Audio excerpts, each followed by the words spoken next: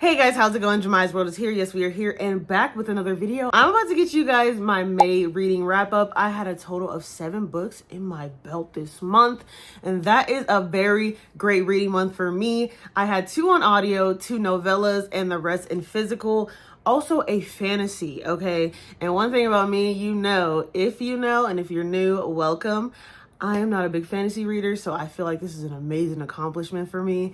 We're gonna get right into it. Before we do that, make sure you guys do all those things. Like this video, comment if you are new by saying I'm new, welcome, we are glad you are here, and subscribe to the channel to get all the notifications and just everything in Jemiah's World. We're gonna get right into it. Let's do it. So the first book I completed in the month of May is called Sharp Objects. This is by Gillian Flynn. This is about a woman who is a reporter and she has to go back home to her small town to investigate a death and a disappearance. And she is battling with certain things in her small town. She does not speak to her mother or her half sister. So she has to go home and deal with that, as well as report and break a story and come back to her employer with it solved, pretty much. This story was so amazing. One thing about Gillian Flynn, she is an incredible writer. She is going to literally captivate you with every character she creates in the story, and you are going to start like having a heart for the character, you know, like you're going to start feeling for them, and then you're going to be like, wait, this character is nutso, but I see why, kind of. Gillian Flynn knows how to trick you, and she definitely tricked me with this book. I rated this book a absolute 5-star. All my ratings are on my Goodreads. The link will be in the description if you guys want to check them out. But overall, this book was amazing. It is a very short read, like a little bit under 270 pages. I highly recommend it, and this was a banger to start off the month. After I completed that one, I decided to go in with a heavy hitter, a thickie. This book is huge.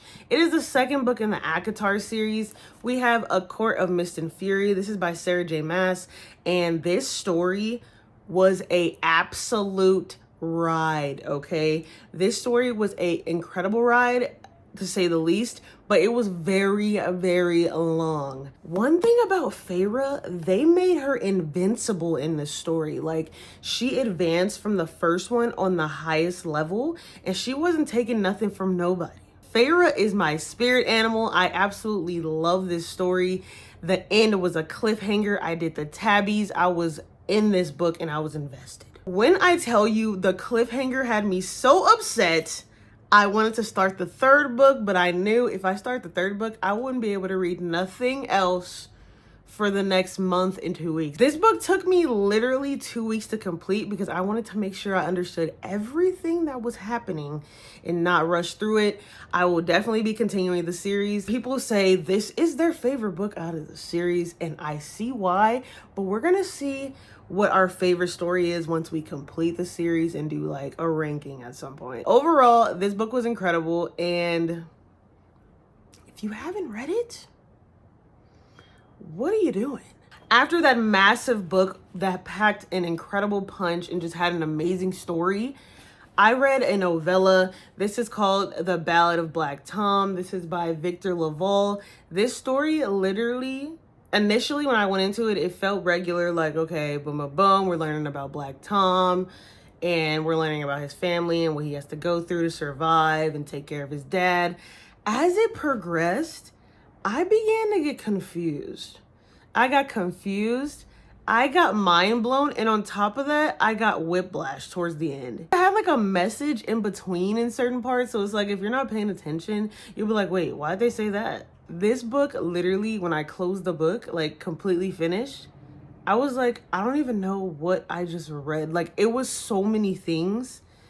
This is a sci-fi mixed with police brutality, mixed with like Harlem, early Harlem, like just a lot of things that can be overlooked, but like it could be a thing where you know this is going on and it happened, but it happened in such a complex way. The sci-fi elements in this story were impeccable, and they held a message every time the scene transitioned. It was 2 different POVs, from a officer to Black Tom, and honestly, the officer POV really showed me how the police, their eyes are looking at civilians who are Black in particular a certain way, and how they respond, and how, like, it was on that, but that's like on the surface. And then it went deeper, like switching dimensions and jumping through black holes. Like, this short story was amazing. I highly recommend to read it because it's gonna have you guys confused, but have you thinking after you complete it for days, because I'm still thinking about it right now. Make sure you guys go check this out. This is a hidden gem. Then after that, it was a story I really have been wanting to read for a very long time.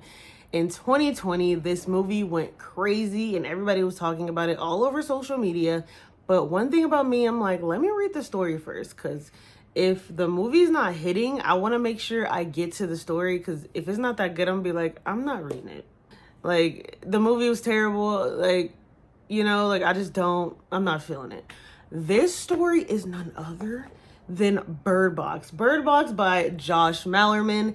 This story was so good. 5-star. 5-star.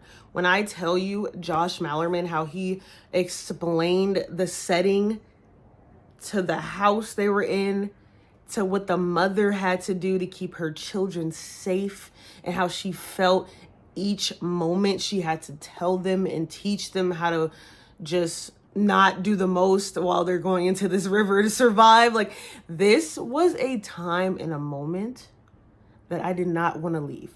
This story was so good, I literally prolonged it because I didn't want to leave it. Because I'm like, if nothing good happens at the end of this, I'm gonna go nuts. And I had a feeling, just based on how they started the story and then how they flipped the POV to before it got so jacked up, that it was just gonna go bad. Josh Malerman literally had me invested with literally 4 characters. And he did an incredible job with separating and making sure I didn't get...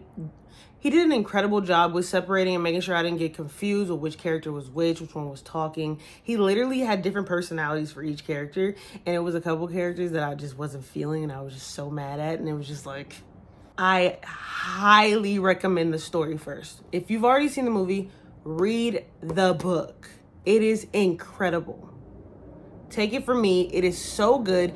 Make sure, if you are not a horror fan, it might be some like eerie and like crawly, nasty elements in the story, because he really describes it very well to make you literally imagine it in your mind. Just read it in the daytime. And take a break if you can't take it. And the last physical book I read is called Ring Shout. This is by P. Jelly Clark. This story was so unique and filled with sci-fi elements as well as historical elements. This story is about the birth of a nation in 1915, and after that happened, this group of kids were literally like, they seemed like they were like superheroes, and they were like slaughtering people from like Ku Kluxes and separating them from Ku Kluxes from the Klan. Like, it was just certain things that they had to choose from. Like, okay, if it's a Ku Klux, we can kill that one. If it's a Klan and they're not dressed into their uniform, then we can't. But it was one girl in particular in the story that had the sword that was pretty much their ruler. And the Ring Shout is this ensemble of people who sing and really try to like get all the evilness out of their surroundings and what they have to deal with day to day. This is so unique and creative and just amazing. The author really made this seem like cinema in such a short amount of pages. It was incredible. I really enjoy this. This story was so close to Sinners, just based on the music elements in Sinners as well as in the story, and how I don't even want to give it away because it's such a short story, but if I just tell you guys certain elements, it's gonna just spoil it. But it is really one of the closest books to Sinners, and I highly recommend it if you were still looking for that feeling and really trying to get that feeling of Sinners, because that movie was amazing. Make sure you guys check out Ring Shout. It is a very good story. Stick with it if you feel like it's just not hitting for you. And I would say make sure you're like locked in, because you might miss a couple things. The descriptions in this story, again, impeccable, very nasty and creepy and eerie. So make sure you take your time if you can't handle that. Overall, very well put together, very well done, and another side of sci-fi with historical elements I am absolutely loving and definitely need more books like that. In the midst of all these books I was reading physically, I listened to some books on audio. I listened to one, which is a memoir by Viola Davis.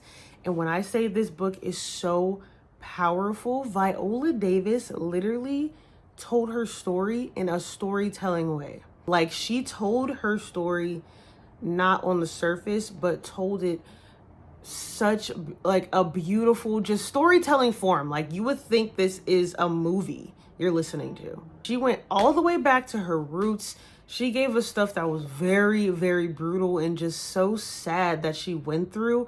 On top of that, just progressing and going through her career and getting to that point, getting into Juilliard, to then finding an agent, having to go through her living situations from New York to LA, and just progressing through everything and getting to the point that she is now, and still having troubles and issues in her time now as an actress, as a Black woman in this industry. Like, she is incredible. I tip my hat to her. She is a queen, and I recommend everyone to read or listen to this audio because it is very inspiring and amazing. And Viola, she's just phenomenal. Like, literally, her story, you would think someone like her with this story would give up, and she kept persevering. Amazing. After Viola's memoir, I then got into We Used to Live Here. This is by Mark Kleiner, and this story literally blew mine.